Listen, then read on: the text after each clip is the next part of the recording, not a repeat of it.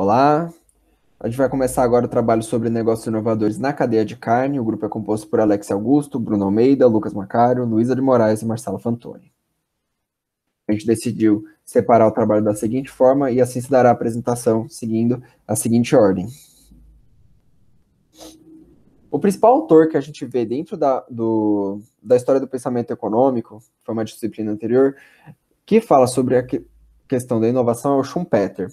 Ele define inovação como uma mudança qualitativa dentro do sistema, não puramente uma mudança quantitativa, em que existe a figura de um empresário empreendedor, que é aquele que vai incorrer de fato em riscos e criar as inovações buscando ganhos competitivos dentro do mercado, né? Essa inovação vai gerar um novo método de produção, um novo produto e vai criar o processo que é chamado de destruição criativa. São elencadas as seguintes formas: novo produto, um novo método de produção, novo mercado, um acesso ao novo mercado, uma nova fonte de matéria-prima ou uma nova forma de organização econômica como um monopólio ou um oligopólio. Isso aqui são tudo formas de inovação, as formas que a inovação pode assumir.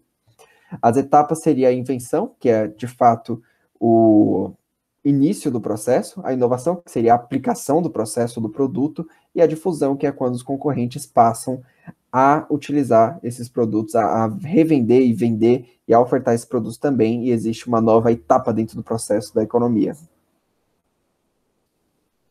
Outros pontos que são importantes é que as empresas estão inseridas dentro de uma dinâmica competitiva, que essa dinâmica é uma das causadoras da inovação, e que atualmente dentro do ramo da carne, que é o que a gente está analisando aqui, ela se dá muito mais em preço, mas que cada vez mais também se dá por um quesito de diferenciação.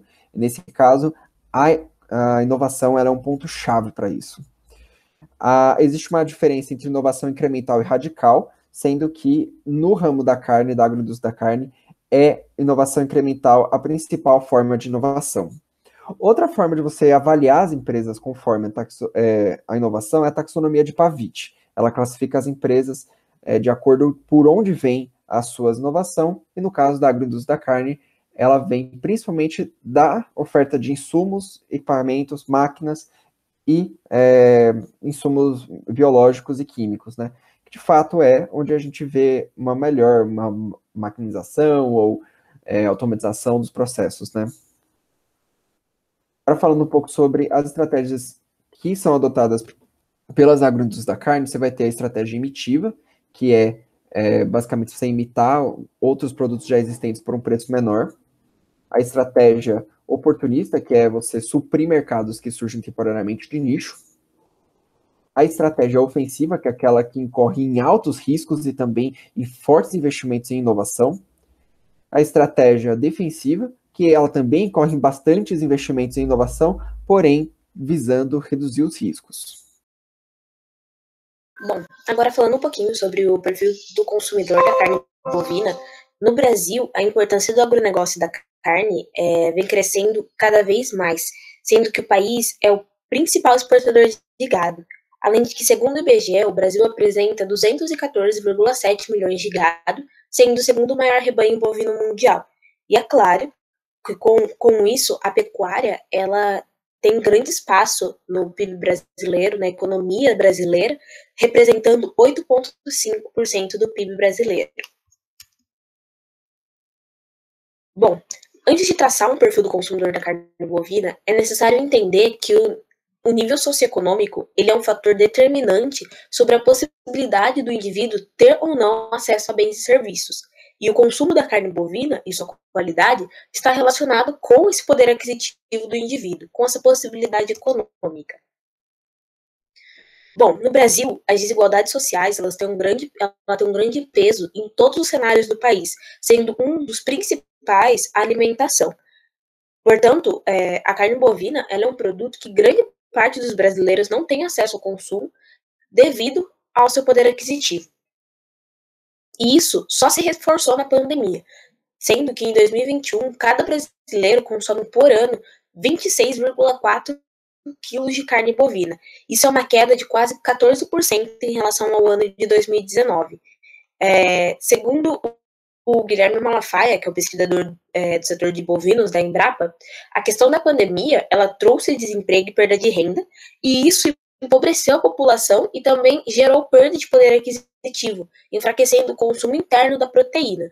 Então, os fatores dessa redução do consumo da carne bovina, ela se deu por conta da diminuição da renda da população brasileira, por conta que com a pandemia muitos perderam empregos, ou reduziram salários, ou até mesmo foi dificultoso as pessoas encontrarem empregos, e também se deu devido ao aumento do preço da carne bovina.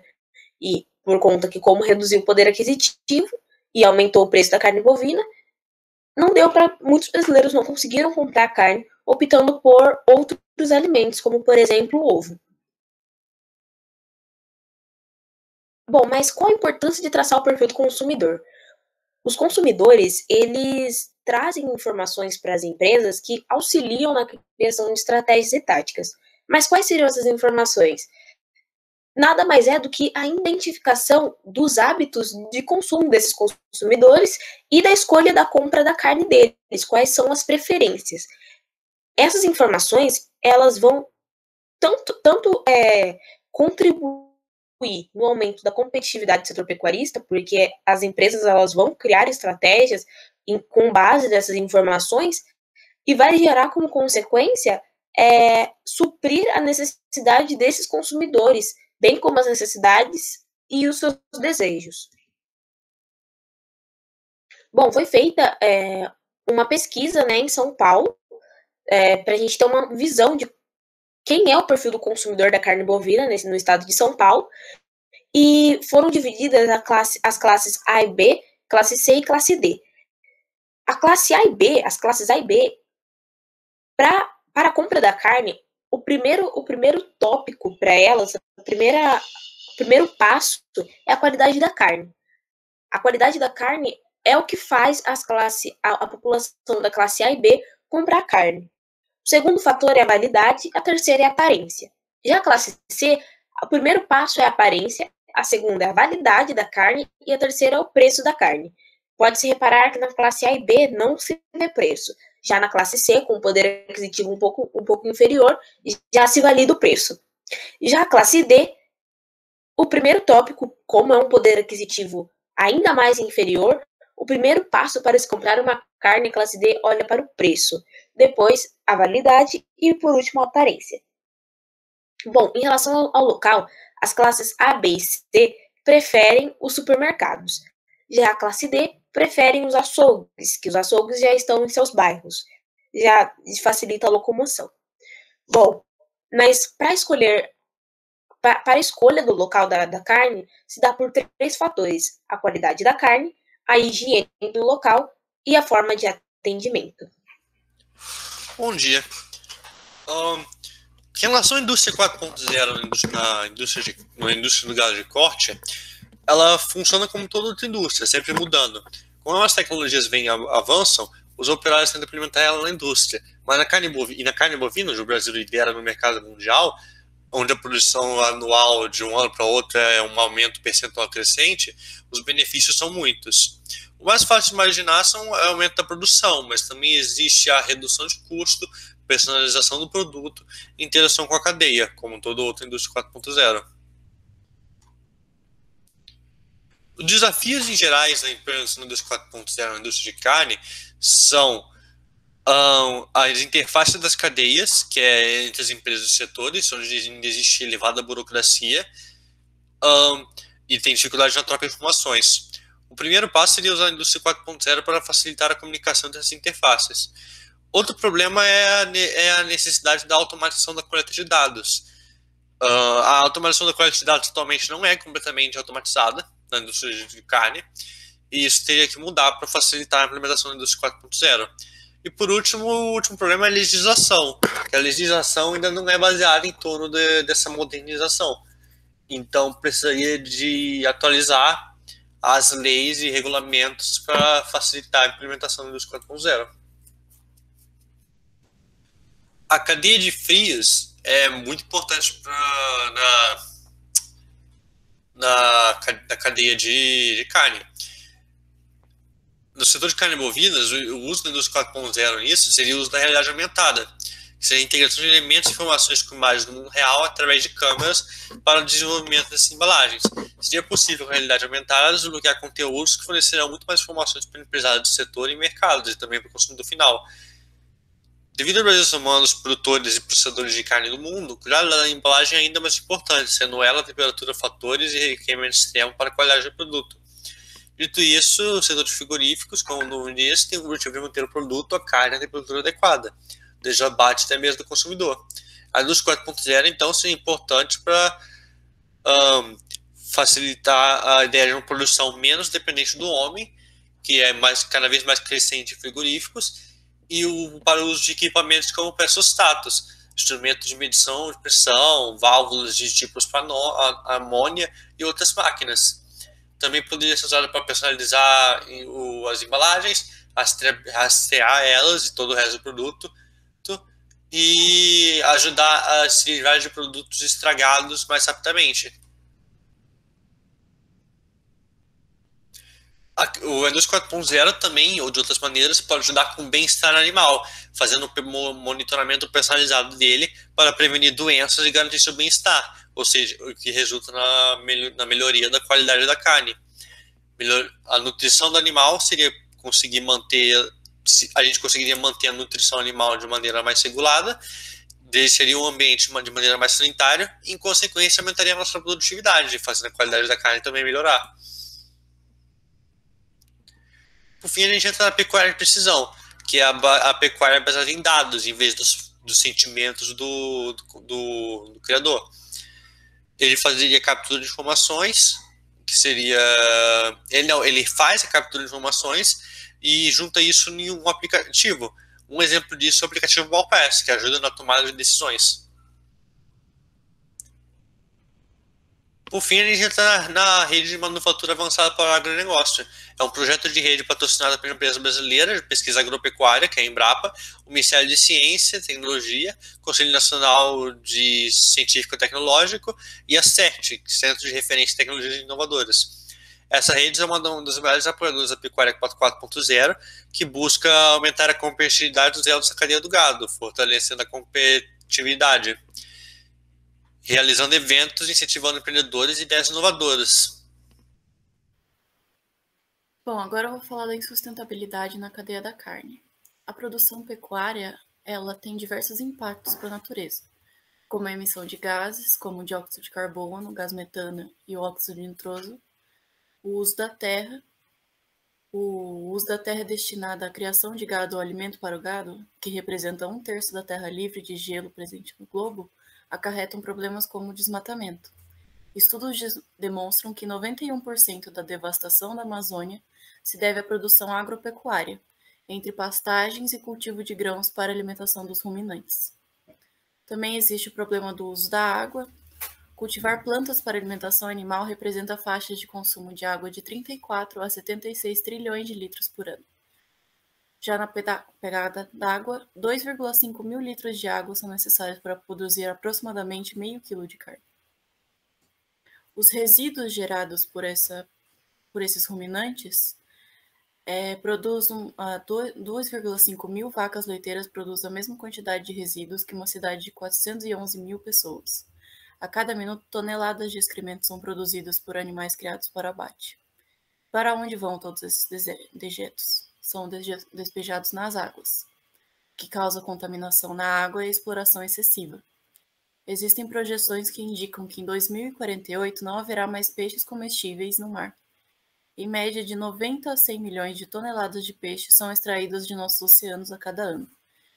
E, em média, 40% desses peixes são descartados, como baleias, golfinhos, focas e tubarões. Um documentário que fala bastante sobre isso é o Cowspiracy. Ele aborda os impactos da indústria agropecuária e também ataca as organizações ambientais de renome por sua omissão quanto às consequências do consumo de carne. Algumas soluções trazidas aí pela Embrapa são a carne de carbono neutro, que é produzida em sistemas de integração tipo silvopastoril ou agro-silvopastoril, cujo seu objetivo principal é garantir que os animais que deram origem ao produto e tiveram as emissões de gases de efeito estufa compensadas durante o processo de produção, pelo crescimento de árvore no sistema. Outra solução seria a integração lavoura-pecuária-floresta, ou ILPF, que se baseia na utilização de diferentes sistemas produtivos agrícolas, pecuários e florestais dentro de uma mesma área, e busca otimizar o uso da terra, elevando a produtividade em uma mesma área, usando melhor os insumos, diversificando a produção e gerando mais renda e emprego. Uma última alternativa seria uma alternativa de proteína, que não seria exatamente animal bovino, né? Que é a Racuna, que é uma empresa que produz produtos à base de grilos, com uma proposta alternativa à fonte de proteína. A farinha de grilo pode contar até com aproximadamente 70% de sua composição sendo proteína. Bom, para falar de inovações no setor produtivo da carne e pensando nesse contexto que a humanidade se encontra, é inevitável da gente destacar o fato de que a forma como a gente produz carne hoje é inviável para o futuro da vida no planeta. E também entendendo que as inovações tecnológicas na gestão comum da pecuária, né, que a gente já tem, que elas não podem contornar todos os problemas, como, por exemplo, os altos custos com a emissão de gases de efeito estufa, o desmatamento para abrir novos pastos, o uso muito alto e indiscriminado da água, da energia e entre outros fatores, é necessário que a gente pense em inovações que contornem esse problema e também é necessário que a gente adote técnicas que sejam alternativas para produzir a proteína animal, com o objetivo de ter uma melhor gestão dos recursos naturais. E, a partir disso, por conta de todo esse contexto apresentado, desde o início do século passado, vem sendo estudado a produção de tecidos celulares in vitro, a carne in vitro ou a carne de laboratório. E essa carne de laboratório, ela pode ser considerada como uma solução para esses problemas que a gente já pontuou, porque é um caminho que faz com que seja possível da gente evitar uma catástrofe global. E a carne de laboratório, ela é uma saída, claro que não é a única, mas é uma saída muito inteligente, muito criativa, para evitar uma crise ecológica e alimentar, que na verdade a gente já está vivendo, mas que vamos viver de forma ainda mais acentuada se a gente não pensar em alternativas. E também é uma das opções que mais atende aos desejos do paladar, já que a carne artificial, a carne in vitro, vai entregar para as pessoas exatamente o que elas querem, que é o gosto e o sabor de carne, e isso a um custo muito menor para o planeta, muito menor para as outras espécies e também muito melhor para o futuro da humanidade. E como algumas vantagens dessa inovação, a gente pode citar a redução dos problemas relacionados ao bem-estar animal, também uma melhor gestão dos recursos naturais, redução da poluição ambiental, da contaminação da carne, também um melhor controle das doenças animais, das zoonoses, e também existem várias outras situações em que a carne in vitro, a produção e o consumo poderia ser muito vantajosa, como, por exemplo, nas missões espaciais de longa duração, o uso em regiões polares, em acampamentos das tropas de guerra, locais isolados e tantas outras coisas.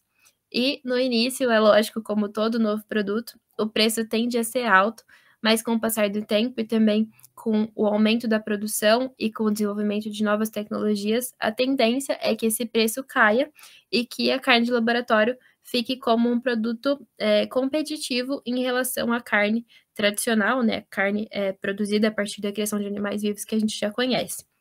E como barreiras para a produção da carne in vitro, a gente pode citar principalmente a dificuldade de eliminar 100% o uso dos animais. E para superar essa barreira, os estudos precisam ser conduzidos e ser direcionados para isso, com a finalidade de não precisar mais realizar nenhum procedimento que seja invasivo para os animais vivos. Mas, de toda forma, a carne in vitro, ela segue como uma inovação útil para o futuro da produção da proteína animal. Essas foram as principais referências que a gente utilizou na realização dessa apresentação e desse trabalho. No trabalho escrito foram elencadas outras referências e outros artigos e textos que a gente utilizou para fazer esse trabalho. Espero que o professor tenha gostado.